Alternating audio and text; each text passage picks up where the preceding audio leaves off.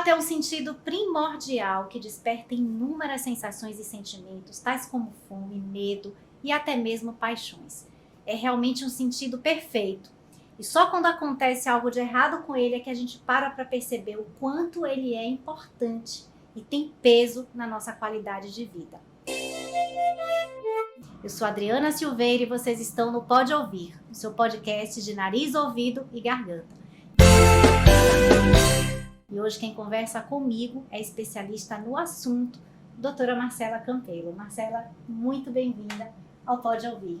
Olá, bom dia. Muito obrigada. Queria agradecer a oportunidade de falar um pouquinho sobre um tema que me interessa tanto, que é o olfato. Isso. E antes disso, eu quero contar para vocês a carreira, né, a trajetória da doutora Marcela.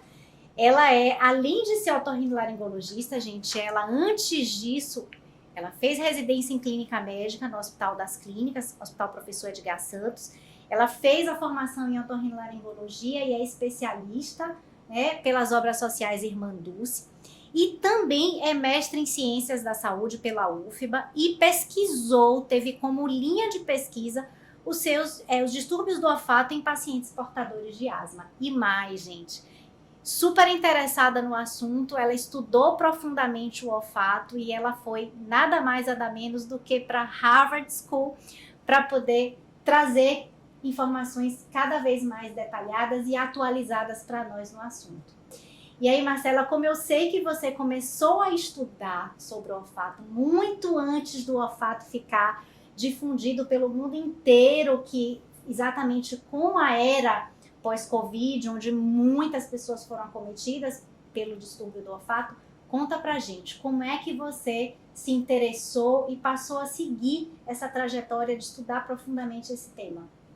Então, me interessa muito o tema e realmente ele vem muito antes da pandemia, lá atrás, em 2018, mais ou menos, iniciozinho de 2018, eu comecei a me interessar pelo tema porque existe uma associação muito grande entre o olfato e a subjetividade mesmo. Então, nós otorrinos atendemos pacientes com distúrbios do olfato associados a questões anatômicas, a questões estruturais, mas pacientes com distúrbios de olfato de outras causas, e a gente vai falar disso mais pra frente, e um vínculo muito grande com questões emocionais. Então, pacientes que podem apresentar, pelo distúrbio de olfato, quadros depressivos, tristeza, irritabilidade, ou situações em que não há perda do olfato, mas o olfato em si, ele traz memórias incríveis e lembranças maravilhosas, e essa subjetividade me encanta. A subjetividade do olfato com a objetividade da nossa especialidade, que é a otorrinolaringologia. Perfeito. A gente vê muito no dia a dia as pessoas utilizarem o termo a memória olfativa ou até mesmo a memória afetiva, como a gente vê, né, pelo público leigo, que é exatamente o despertar de sentimentos ou sensações a partir da experiência de sentir um determinado cheiro, né? Como é que a ciência explica isso, Marcela? Então, eu vou explicar para vocês um pouquinho como é que funciona a percepção do olfato, do momento em que você se aproxima de um perfume ou de algum item que tem um odor, até aquele momento em que o cérebro recebe essa informação e processa. Então, quando a gente se aproxima, por exemplo, de um perfume, as moléculas odoríferas elas vão entrar pelo nariz e quem ajuda é o muco presente nas fossas nasais.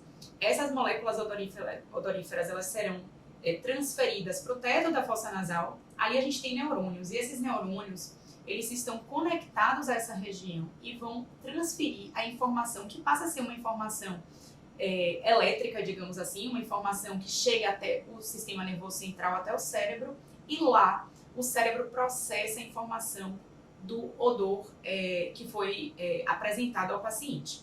E o que é muito interessante é que quando chega no cérebro, a gente tem a capacidade de perceber e identificar o odor, a capacidade de associar esse odor a memórias, então aos sentimentos, e aí que entra o sistema límbico, de repente vocês podem ter escutado esse termo em alguma situação. E o que é muito interessante é que além de perceber o odor, a gente se aproxima de situações, de memórias, de sentimentos, e isso a gente leva para a vida, o que é muito interessante, muito encantador no tema. Ou seja, uma pessoa pode se apaixonar a partir de um determinado cheiro, Pode. né? Pode sim. Pois é, então a gente tem evidência científica, né? Por exemplo, de que durante a amamentação, né, o cheiro do bebê pode influenciar no tipo de sentimento que a mãe vai fomentar naquele momento a partir daquela relação, né, mãe-filho. E é muito interessante porque é exatamente essa experiência olfativa que vai fazendo com que aquele vínculo mãe-filho vá se fortalecendo, né?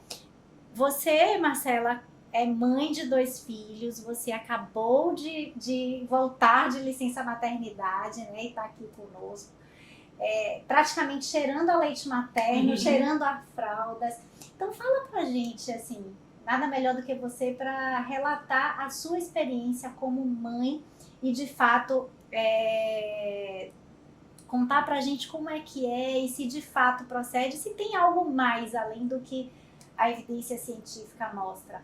Então, além da evidência científica, existe a experiência pessoal da gente. E eu queria contar para vocês algo que me marcou muito.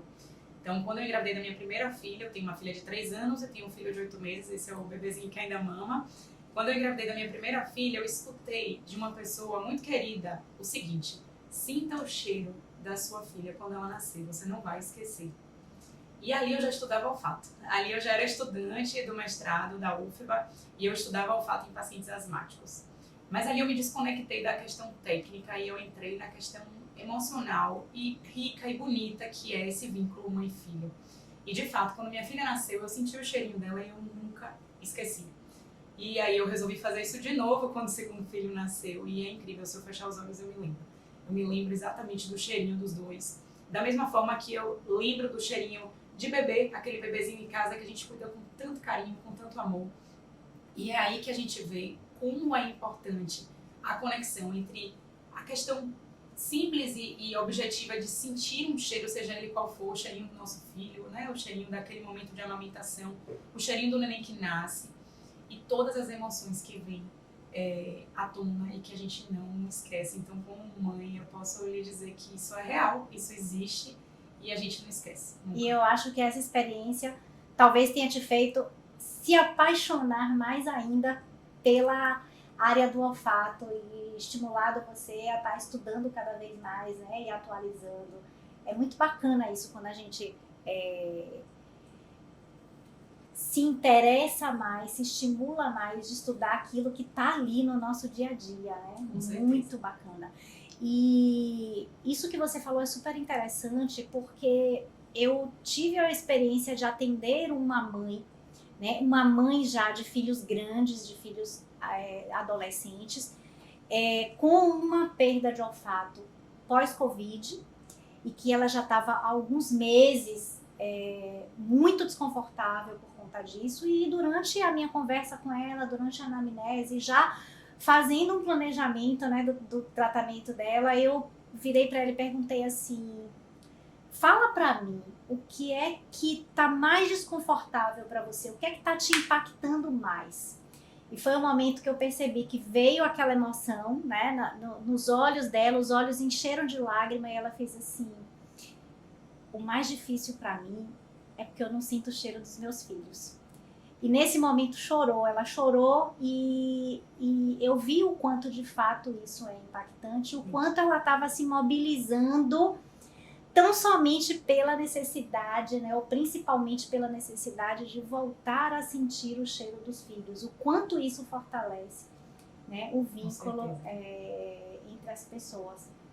E como eu disse no início, só quando a gente perde, né, é que a gente vai se dar conta do quanto o olfato é importante para que a gente também sinta o paladar, né, para que a gente tenha o prazer de comer, de saborear os alimentos, que é algo também que a nossa área estuda muito e trata muito. E eu acho que vale a pena você falar um pouquinho disso, né, do vínculo que existe entre o olfato e o paladar, né, que o leigo acha que é meio que, né, meio coisa de cabeça, que não existe conexão, mas no fundo existe. Fala um pouquinho sobre isso, Marcela. Existe muita conexão. Então, antes de falar, eu vou convidar você que está assistindo a gente a fazer um teste. Você vai pegar um copo de suco ou de algo que você que tenha fácil em casa. Vai tampar o nariz, igual a vovó lá atrás lhe ensinava a tampar, fechar o nariz, para tomar de repente um remédio que você não queria tomar. Então faça essa experiência, pegue um copo de suco, tampe o nariz e beba. E conta pra gente, você sente o sabor? Certamente você não vai sentir. Então existe uma conexão entre olfato e paladar. E para que a gente sinta o gosto das coisas, a gente precisa do olfato. Eu vou falar de um termo técnico que é o olfato orto e retronasal, apenas para que vocês entendam que a gente tem a aproximação de qualquer item que tenha um cheiro, um odor. E quando ele aproxima, a gente tem a percepção desse olfato, né?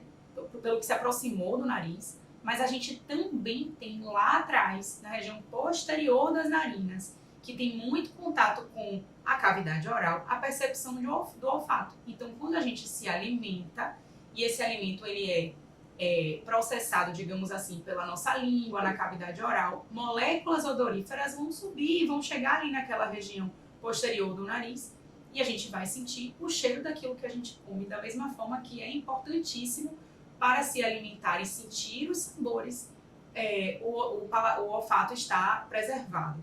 Então, faça o teste, me contem depois, vou ficar interessada em saber o que foi que vocês acharam.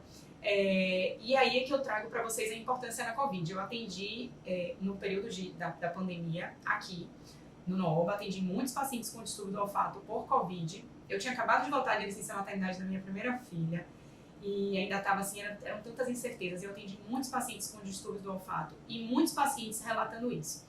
O que eles falavam é que eles tinham uma percepção do que era salgado, do que era doce, do que era amargo, e isso faz todo sentido, porque a gente precisa apenas das papilas gustativas para perceber, mas eles não sabiam especificar que sabor era, porque eles não tinham o olfato preservado por uma perda pós-Covid, né? E eu já estou falando um pouquinho, entrando no assunto das causas, mas sobre essa conexão de olfato e paladar, eu acho que se vocês fizerem esse teste, vocês vão conseguir compreender como é importante. Para que um funcione, o outro tem que estar bem também. E o olfato, ele é extremamente importante, né? As pessoas não se dão conta disso. Também para preparar o nosso corpo, o nosso sistema digestivo para digerir os alimentos que a gente está comendo, né? E eu falo muito isso no dia a dia, no consultório, para os pacientes que têm algum distúrbio digestivo. Gente, vocês precisam fazer o ritual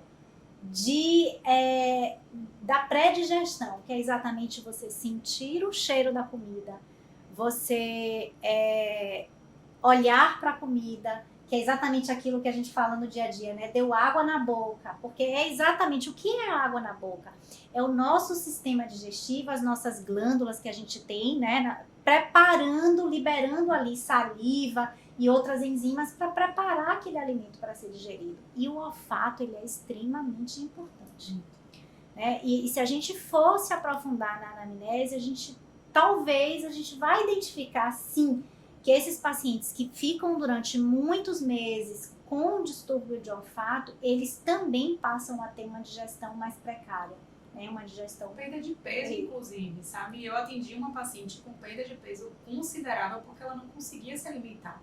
E não conseguia porque tinha dificuldade de sentir os sabores. E é muito difícil, né, para o paciente que não está sentindo o cheiro das coisas se alimentar adequadamente. Existe um esforço muito grande do paciente para se alimentar porque ele tem dificuldade de especificar aquilo que ele come.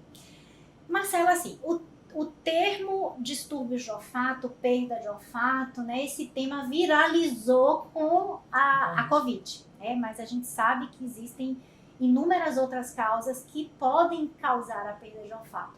E aí, dentro da sua experiência, dentro de tudo que você já estudou, o que mais a gente, né, as pessoas devem saber, precisam saber que podem levar à perda de olfato? Então, existem 3 principais causas, tá? Traumatismo craniano, então pacientes que sofrem traumas, rinites e rinossinusites, então acometimentos do nariz, inflamatórios ou infecciosos, e as causas pós-virais. Então, infecção de viária superior, que a gente otorrino chama de IVAS.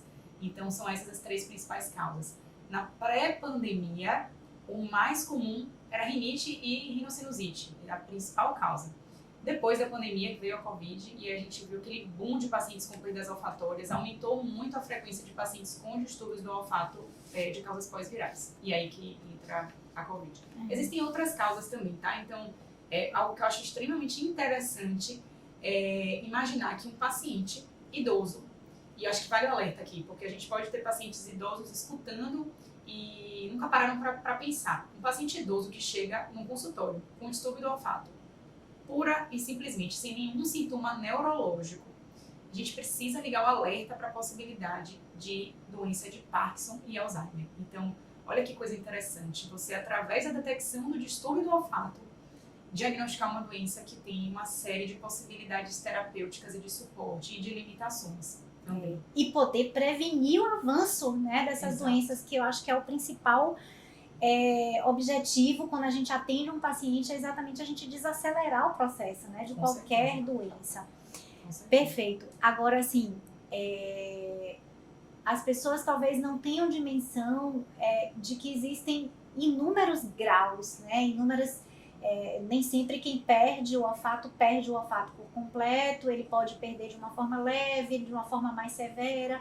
E aí vem a questão do diagnóstico, vem os testes de olfato. Então, quando o paciente chega no seu consultório com essa queixa, né, qual que é o passo a passo para poder chegar a um diagnóstico? Então, o paciente chega com a queixa e a gente vai fazer a anamnese, perguntar, questionar quando foi que começou, há quanto tempo, qual é a sua percepção. E aí entra uma coisa chamada escala visual analógica, que ajuda muito. Então, a gente apresenta ao paciente uma régua de 0 a 10 com todos os números e ele pode ali escolher um número que vai quantificar a perda de olfato pela sua percepção. Mas aí entra, além da percepção do próprio paciente, os testes diagnósticos específicos, que são os testes de olfato, que são realmente muito importantes para diagnóstico. Eu costumo fazer uma alusão para o fácil entendimento do paciente, que é o seguinte: se você tem dificuldade de escutar, você precisa de uma audiometria. É um exame que a maioria das pessoas conhece. E essa audiometria ela vai quantificar a perda de audição. E se você acredita que tem dificuldade de sentir o cheiro das coisas, existe um exame que vai quantificar essa perda, graduar essa perda. E é muito mais fácil se tratar e entender melhor e tratar se a gente sabe qual é o grau. E aí, falando de grau, então, o paciente que ele tem uma perda ou hiposmia, é assim que a gente chama. Ele pode ter uma hiposmia leve, moderada, acentuada ou grave, e a anosmia. Anosmia significa perda completa do olfato. E, assim, esses testes são testes, né? Como é que no dia a dia você, na prática, assim, você tem uma boa aceitação dos pacientes? É um teste que é bem tolerado, é bem tranquilo para poder... Sim, é um teste muito tranquilo, ele envolve exposição a odores específicos, em diluições específicas do paciente em consultório. É um teste que a gente não recomenda que se faça em domicílio, ele é feito por um profissional médico treinado, porque qualquer equívoco naquele momento ali pode gerar um diagnóstico equivocado, então a gente deve fazer isso em consultório mesmo. E é um teste completamente indolor, tranquilo, e que o paciente exposto a esses odores, ele vai, a gente vai atingir scores, esses scores através de um cálculo que é feito, eles vão chegar ao diagnóstico mesmo do distúrbio, ou não, porque inclusive, como é importante a gente associar a autopercepção a um teste objetivo. Não é muito incomum que o paciente ele tenha uma percepção de um olfato muito ruim e o teste diz algo diferente. Ou ao contrário, o paciente que acha que tem uma capacidade normal, muito próxima do normal de sentir o odor das coisas, e quando a gente faz o teste a gente percebe que não é bem assim. Então essa é a importância de um exame diagnóstico indolor, tranquilo, que é feito em consultório. Perfeito. E os exames de imagem, né? A gente tem a videoendoscopia nasal, nós temos a tomografia, a ressonância. Esses exames são mandatórios na sua prática ou você estabelece determinados critérios para poder solicitar ou não esses procedimentos? Eu acredito que a endoscopia nasal, sim, é um exame mandatório num paciente que tem distúrbio do olfato. Até aquele vovozinho que eu citei agora há pouco, que é um paciente que, digamos, não tenha nenhuma história de infecção de via aérea, não tenha rinite ou rinocinusite, não tenha nenhum sintoma nasal, mas ele se apresenta com um distúrbio do olfato, é importante que o otorrinolaringologista tenha a visão direta das fossas nasais, do teto das fossas nasais, e se certifique de que não há nada ali obstruindo. Então, a endoscopia nasal, na minha opinião, é um exame importante para todo e qualquer caso, mesmo para aqueles pacientes que não têm os sintomas nasais. Já os exames de imagem, a gente vai individualizar cada caso. Alguns pacientes precisam, sim, de ressonância, outros pacientes precisam de tomografia, e aí vai de cada caso. A gente não precisa pedir para todo e qualquer paciente que chega no consultório com essa queixa. Uhum. É comum, na sua prática, você ver pacientes com mais de uma causa ali ao mesmo tempo? Não é tão comum, não é tão comum. O que eu atendo com maior frequência, certamente, são as rinites, as rinossinusites e as pós-infecciosas, né? A maioria dos pacientes que chegam pra gente. Aqueles casos de trauma existem, mas não são tão comuns no consultório, né? Paciente de consultório. Então, assim, não é tão comum naquele momento, mas certamente aquele paciente de causa pós-infecciosa pode ser um paciente que tem rinite crônica, né? Então, isso pode acontecer. Um paciente que tem diagnóstico de rinite alérgica e ele faz uma infecção viral, seja ela por Covid ou por qualquer outro vírus, e ele chega no seu consultório. Então, a associação de diagnósticos pode existir. Não, na minha prática mesmo, não é muito comum que aquele paciente ele esteja ali exacerbado do ponto de vista da rinite alérgica e um quadro pós-infeccioso. Mas a associação de diagnósticos, com certeza, pode acontecer. Ótimo. Causas sistêmicas, tipo, aquele paciente está muito inflamado, ele é dislipidêmico, né? Ou seja, ele tem uma taxa de gorduras muito elevada no sangue, ele tem uma alteração também da glicemia, né? Ou um diabético, ou ele tem deficiência específica de algum mineral, alguma vitamina, por exemplo, zinco, vitamina D. Você investiga também esse tipo de alteração sistêmica e metabólica desses pacientes, pensando num diagnóstico diferencial? Sim, é importante solicitar exames laboratoriais, sem dúvida, faz parte da avaliação. Só não faz parte daquele rol das principais causas, né? As questões metabólicas não estão ali entre os 85% dos pacientes que têm distúrbio do olfato hoje em dia, mas sem dúvida nenhuma é importante lembrar, né, dos pacientes diabéticos que podem ter alterações neurais, como eu citei lá no início da nossa conversa.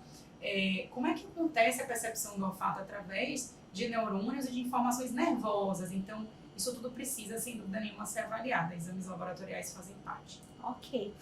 Bom, o paciente chegou no consultório com a queixa, ele já fez as etapas do diagnóstico, fez o teste olfatório, identificamos aí o que é que está acontecendo com ele. Bom, vamos falar um pouquinho de tratamento, né? Qual é normalmente o plano terapêutico? Lógico, a gente sabe que tudo precisa ser individualizado de acordo com cada caso, cada paciente. Mas o que é que a gente tem hoje disponível para tratamento e recuperação do olfato? Então, eu vou, de forma didática, eu vou tentar dividir para vocês o que a gente tem de possibilidades, tá? Então, um paciente que tem uma situação anatômica, um tumor, por exemplo, eu não falei mais cedo, mas é uma possibilidade, mais incomum, mas é uma possibilidade. Para situações anatômicas estruturais, existem os procedimentos cirúrgicos, esses são mais incomuns, tá? Para tratamento do distúrbio do olfato, existe o tratamento clínico medicamentoso e como foi dito aqui, a gente precisa informar o paciente de que isso é individualizado, não existe pacote completinho, perfeitinho, que cabe para todos os pacientes. Cada paciente precisa ser avaliado e o tratamento individualizado. Então, o tratamento clínico envolve medicações tópicas nasais e medicações orais. E existe o treinamento olfatório. E eu queria chamar a atenção para o treinamento olfatório. Porque às vezes a gente escuta dos pacientes no consultório que eu não tenho disciplina, eu cansei, comecei a fazer o treinamento olfatório e cansei. Doutora, eu não aguento porque eu tenho que fazer isso todos os dias. E eu queria dizer a vocês o que eu falo para os pacientes no consultório. O que existe, o que a gente tem na literatura de maior evidência científica é o treinamento olfatório. Se a gente for avaliar os tratamentos todos medicamentosos clínicos, que são eficazes certamente naquele momento de tratamento, e comparar com o treinamento olfatório e procurar na literatura médica, a gente vai encontrar evidência científica para o treinamento olfatório mais marcante, né, mais importante, digamos assim, do ponto de vista acadêmico, do que o tratamento medicamentoso. Então, vamos dar a devida atenção ao treinamento olfatório. E aí eu vou explicar um pouquinho, acho que vale a pena falar sobre o porquê, de onde veio isso, né? Por que a gente faz treinamento olfatório para um paciente com distúrbio do olfato? Então, o que acontece? O epitélio olfatório, ele tem a capacidade de se regenerar de todo mundo. Meu, seu, de qualquer paciente que tenha ou que não tenha distúrbio do olfato. Então, o epitélio, ele tem a capacidade de se regenerar. E aí, alguns pacientes, por determinadas questões, eles têm morte neuronal. Os neurônios morrem, aquele epitélio, ele morre. E eu costumo fazer uma alusão com os pacientes em consultório que eu acho que ajuda a entender melhor. Então, se a gente tem uma horta, e essa horta ela é acometida por alguma praga, e essa praga vai acabar com aquela plantação que está ali. E eu preciso voltar a cuidar da terra, cuidar e voltar a plantar. Vai voltar a crescer. Talvez não volte a crescer como era antes. Talvez volte a crescer aos pouquinhos. E aí vem a informação da regeneração neuronal. Então, existe a regeneração neuronal que acontece de forma individualizada para cada paciente e está muito associada ao grau de perda também. E essa regeneração neuronal que se sabe que ela está linkada à exposição a odores específicos. Então, o que se acredita, os estudos dizem, é que se você tem exposição a odores específicos diariamente, e isso foi estudado, então são odores, eu vou dar um exemplo de um treinamento olfatório com 4 essências, que tem publicação e é mundialmente aceito, em que a gente utiliza 4 óleos essenciais ou essências específicas de odores que são odores conhecidos. A gente utiliza a essência primária, mas a essência primária, exemplo, a essência primária da rosa, que é o álcool feniletílico, a essência primária do cravo, do eucalipto, são odores conhecidos. E aí o paciente se aproxima disso. Então, o que se acredita é que essa exposição facilita a regeneração neuronal. Então, é muitíssimo interessante. Precisa de tempo, precisa de disciplina, sim. Não é algo que vai acontecer e recuperar em uma semana. Então, a gente pede aos pacientes atualmente que façam pelo menos 3 meses de treinamento olfatório diário. Eu costumo dizer que é como aquele paciente que teve uma lesão, por exemplo, de um membro, né, e que ele fica durante muito tempo acamado e ele precisa da fisioterapia. Isso. Né, ali com toda a disciplina, todos os dias, aquelas sessões, né, até ele recuperar a sua função. E o treinamento olfatório nada mais é do que isso, né? E eu acho que os pacientes têm dificuldade de, talvez, aderir, porque não é algo concreto para eles, né? Não é algo que eles estão vendo, mas que, de fato, a gente sabe que para reabilitar o olfato, nada mais é do que você estimular. Então, já que estamos falando sobre isso, Marcela, é importante a gente frisar aqui para as pessoas que estão nos ouvindo sobre a importância do olfato no nosso dia a dia, né? Nós já falamos que é impactante não sentir o olfato do ponto de vista emocional, do ponto de vista psicológico, né, para aquela pessoa, mas do ponto de vista prático no dia a dia, né?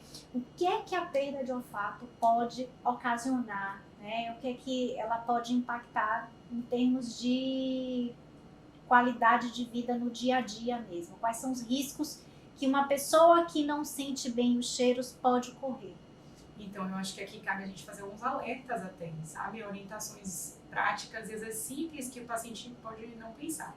Então, um paciente que tem dificuldade de sentir o cheiro das coisas, ele pode se alimentar com alimentos estragados. Então, pense que quando a gente abre a nossa geladeira e ali tem um almoço, uma comida que a gente fez há X dias, é o olfato que nos ajuda muitas vezes. A gente aproxima aquele alimento do nosso rosto, do nosso nariz. E o paciente que não sente o cheiro das coisas, ele pode se alimentar com alimentos estragados. Então, eu normalmente oriento que o paciente etiquete tudo, coloque etiquetinhas com data em que foi feito aquele alimento. Fique atento, peça ajuda de alguém se tiver como, para que isso não aconteça. Um outro risco é o risco de não detectar vazamento de gás, fumaça. Então, se a gente tem um incêndio próximo e a gente não tem a capacidade de detectar visualmente, a gente sente o cheiro da fumaça. Estou sentindo o cheiro de queimado. Então, são questões que a gente precisa alertar o paciente, né? Fique atento à questão do gás. Eu já atendi alguns pacientes que relataram que estavam sozinhos em casa e aí, pacientes com anosmia, perda completa ou perda grave do olfato, estavam sozinhos em casa e aí, de repente, o esposo ou a esposa entrou e falou: que cheiro de gás é esse? Tinham esquecido. É o olfato que nos protege. Então, do ponto de vista prático, existem esses riscos e lembrar das questões emocionais também. Então, depressão, né? Indivíduos que, por conta dessa dificuldade de perceber os odores, podem apresentar sintomas psíquicos, né? Depressão, ansiedade, transtornos de ansiedade, por conta da presença do distúrbio do olfato. E do ponto de vista prático, qual a dica que você normalmente dá para esses pacientes, por exemplo, que acabam se envolvendo em determinados acidentes domésticos, como, por exemplo, não perceber que uma comida está queimando, não perceber que está tendo vazamento de gás? O que é que na prática tem, assim, que a gente pode orientar esses pacientes? Eu acho que ajuda, se você puder, peça sempre ajuda, né? Tenha sempre alguém que possa lhe dar esse suporte e lhe dizer a respeito de qualquer detecção de odor diferente. E se não tiver ajuda, compense com o visual. Então, se você não percebe, não tem a capacidade de sentir os odores, como eu falei, coloque etiquetas nos alimentos. Se certifique 2 ou 3 vezes de que o seu fogão tá ok, que não tá, você não virou ali e esqueceu, de repente. Então, tente compensar com a sua capacidade de detecção visual de riscos. E peça ajuda. Peça ajuda, não tenha vergonha de pedir ajuda, sabe? Eu acho que as pessoas que estão próximas da nossa família estão ali para ajudar, para apoiar, para dar suporte, para levar para um atendimento, para ajudar, inclusive, a estimular, continue fazendo, não desista do treinamento olfatório, né? A resposta ela é variada, mas eu costumo dizer que cada vitória precisa ser comemorada. Eu falo isso para os pacientes, porque tem paciente que chega achando que assim, ele vai saltar de score, né? De uma anosmia para uma normosmia, que é o paciente que não tem nenhum problema, nenhum distúrbio. E eu digo, pequenas vitórias precisam ser comemoradas e vir um mantra, assim. Eu acho que ajuda, porque a gente tem que comemorar. Né? Eu passei a sentir o cheiro do perfume da minha esposa, ou o cheiro do meu filho, né? E pequenas celebrações diárias. Isso conta muito, né? Nós sabemos, assim, que para todas as doenças, ou para quase todas as doenças, sempre o diagnóstico precoce, né, é o mais adequado. Quanto mais precocemente nós identificarmos e tratarmos e reabilitarmos aquele paciente, melhores resultados nós teremos. Mas na prática, ou até mesmo em termos de pesquisa, em tudo que você já estudou, existe uma data limite, existe um prazo a partir do qual, se o paciente não tiver um diagnóstico, se não tiver uma abordagem, uma intervenção terapêutica, né, um tratamento definido para ele, em que, de fato, os resultados a gente não vai alcançar? Depende da causa. Então, falando de causas pós-infecciosas, e aí eu vou exemplificar a COVID, porque eu acho que faz parte um pouco mais da realidade dos pacientes, das pessoas que estão escutando a gente. É muito novo, é muito recente. Então, no caso da COVID, por exemplo, a COVID tem a fase inflamatória e a fase de morte neuronal. O que se sabe é que a fase inflamatória ela dura até 3 meses. A maioria dos pacientes vão recuperar dentro dos primeiros 15 dias a capacidade olfativa. A minoria vai ter algum tipo de distúrbio que pode perdurar quando a fase inflamatória vira fase de morte neuronal. Então, nos casos pós-infecciosos, é muito importante que o paciente chegue cedo para avaliação com um médico especialista, porque ele pode sim prevenir morte neuronal, seja por COVID ou por outros vírus respiratórios. Ele pode prevenir a morte neuronal se tratado adequadamente em fase inflamatória. E aí, mudando de causa um pouquinho, a rinite e rinocinusite. São pacientes crônicos, pacientes que têm diagnóstico e que vão ter fases de maior controle, fases de menor controle, mas nunca é tarde.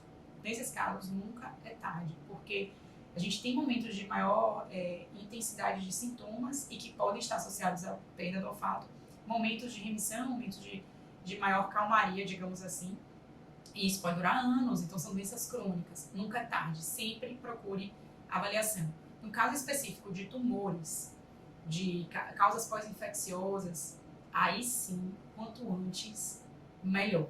Então, se a gente atende um paciente que teve um diagnóstico de COVID há 1 ano atrás e teve uma anosmia, uma perda completa, e ele vem para avaliação depois de 1 ano, sem ter feito nenhum tipo de tratamento, eu não posso dizer que os resultados serão os mesmos daquele paciente que cuidou desde o início. Desde quando percebeu, olha, não voltou. Já se passaram 15 dias, não voltou. 1 mês, não voltou. Eu ainda tenho dificuldade aí, vale muito a pena buscar suporte. Perfeito. Bom, já que estamos falando de olfato, de memória olfativa, eu acho que vale a pena aqui como um último tema, última pergunta, né, desse episódio, a gente falar um pouquinho sobre a aromaterapia, que é uma das práticas integrativas complementares. Ela é uma especialidade que hoje nós temos muitas evidências científicas dos benefícios, por exemplo, que os óleos essenciais podem trazer para a nossa saúde, melhorando a qualidade de sono, melhorando a nossa concentração para poder estudar, diminuindo a ansiedade, trazendo mais equilíbrio, mais serenidade, né? E aí, para cada ação específica, a gente tem um óleo ou um blend de alguns óleos, né? Uma mistura de alguns óleos que podem nos beneficiar nesse sentido. Na sua prática no dia a dia, você tem experiência com os óleos essenciais, gosta de utilizar, você acha que a aromaterapia é uma especialidade assim, promissora no sentido de ajudar os pacientes a melhorarem sua qualidade de vida, de sono, de estudo, de performance mental no dia a dia? O que você acha? Acho sim. E aí eu vou falar não só como médica, mas como mãe, como paciente, sabe? Como indivíduo. Eu acho que a gente tem que abrir um pouco a cabeça para possibilidades de tratamentos alternativos, não invasivos, sem riscos e bem estudados, de fato bem estudados. Então, lá no início da nossa conversa, a gente falou sobre essa conexão entre os odores e o sistema nervoso central. Essa conexão que envolve a ativação de áreas do sistema nervoso central voltadas para questões afetivas, para questões, associações com memórias. Então, essa conexão já é muito bem conhecida, muito bem conhecida. Então, se eu afirmo que o treinamento olfatório, que nada mais é do que a exposição a odores específicos diariamente, vai conseguir regenerar um epitélio olfatório e mudar essa percepção, essa capacidade de sentir os odores e certamente a qualidade de vida, por que não pensar que os óleos essenciais terão também essa capacidade em outras situações? E aí eu falo como mãe, eu uso sim, eu acredito, eu gosto, eu percebo, melhora em algumas situações. Então, os meus 2 filhos, eu uso o óleo essencial de lavanda, por exemplo, eu gosto muito.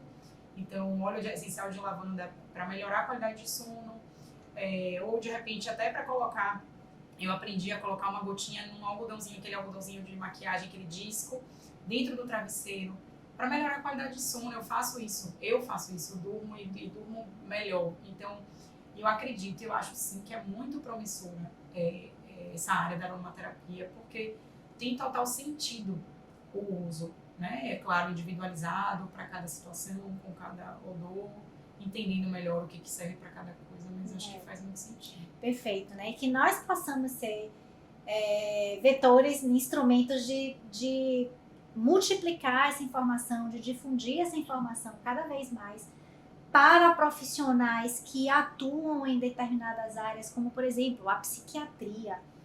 Muitas vezes a gente vê pacientes chegando com distúrbios, transtornos de ansiedade, por exemplo, pacientes com uma depressão leve, que poderiam se beneficiar desses óleos essenciais antes de receberem uma receita, por exemplo, de uma medicação controlada, né, de um antidepressivo. Por que não pensar em mudar o estilo de vida antes? Por que não utilizar esses recursos antes de entrar numa prescrição? Ou até em associação, né? Ou até em associação. Pacientes que têm já uma prescrição, um tratamento medicamentoso, mas isso pode ser associado e com muitos benefícios. Quem sabe reduzir as doses, né? Exato. Reduzir a necessidade daquelas medicações. Exato. Com certeza. Marcela, perfeito. Assim, última pergunta mesmo. Existe algum lugar, algum site, alguma fonte que as pessoas que sofrem da perda de olfato ou que desejam saber mais informações para poder ajudar seus familiares, né? Que falem sobre tudo isso que a gente conversou aqui agora? Então, primeiro, pesquisem o nosso site da clínica do Nova, porque a gente tem muitas informações legais sobre distúrbio do olfato. Eu já escrevi sobre isso na época da pandemia, eu já falei sobre isso e agora estou aqui com o maior prazer do mundo falando mais uma vez. Leiam e pesquisem, que a gente tem muita informação bacana. Mas eu queria dar uma dica, que é um site que vai estar aqui na telinha de vocês, que é o Absent. Então, o Absent, A-B-S-C-E-N-T, o link vai estar aí. Não se preocupe, ter que escrever isso agora. Mas é muito interessante porque o Absent é um site criado por uma americana, o nome dela é Chrissy Kelly, e ela sofreu distúrbio do olfato em 2012. Ela perdeu completamente a capacidade de sentir os odores. Vamos pensar que em 2012 não tinha Covid, não estava nem perto disso, então faltava muita informação sobre os distúrbios do olfato. Aqui no Brasil a gente tinha poucas pessoas nessa época estudando. Para vocês terem ideia, em 2012, um dos testes que a gente usa aqui, dois testes muito importantes que a gente usa aqui, eles não estavam nem validados para a língua portuguesa. Então, realmente era pouco conhecido. E aí a Chrissy Kelly, ela fez o site e começou a limitar, e não só o site, mas cursos. Então ela fez cursos sobre distúrbio do olfato, ela aprendeu sobre treinamento olfatório, ela se interessou em ensinar as pessoas, em relatar e permitir essa troca que é muito importante entre pacientes. E é um site extremamente interessante. Então eu recomendo, quem tiver interesse no assunto, ler um pouquinho, acessar, pesquisar, fuçar o site mesmo, porque tem muita coisa bacana, muita coisa legal mesmo sobre o tema. Perfeito, chegamos ao fim.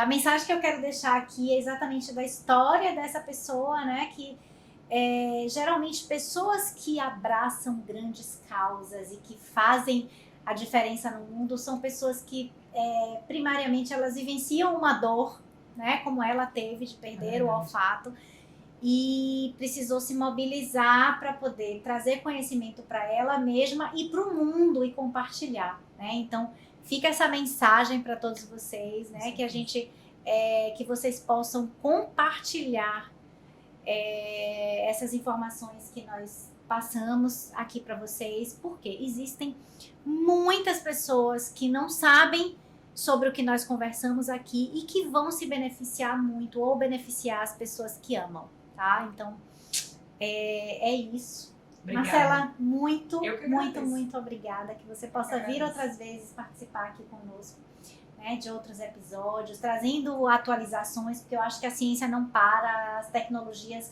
vão surgindo a cada dia e vão nos beneficiando cada vez mais, né? E que nós possamos ser instrumento de toda essa informação aí para as pessoas, tá? Muito obrigada. Eu só tenho que agradecer. Estou à disposição, sempre que vocês precisarem. Pronto, gente. Um beijo e muito obrigada a vocês. Obrigada.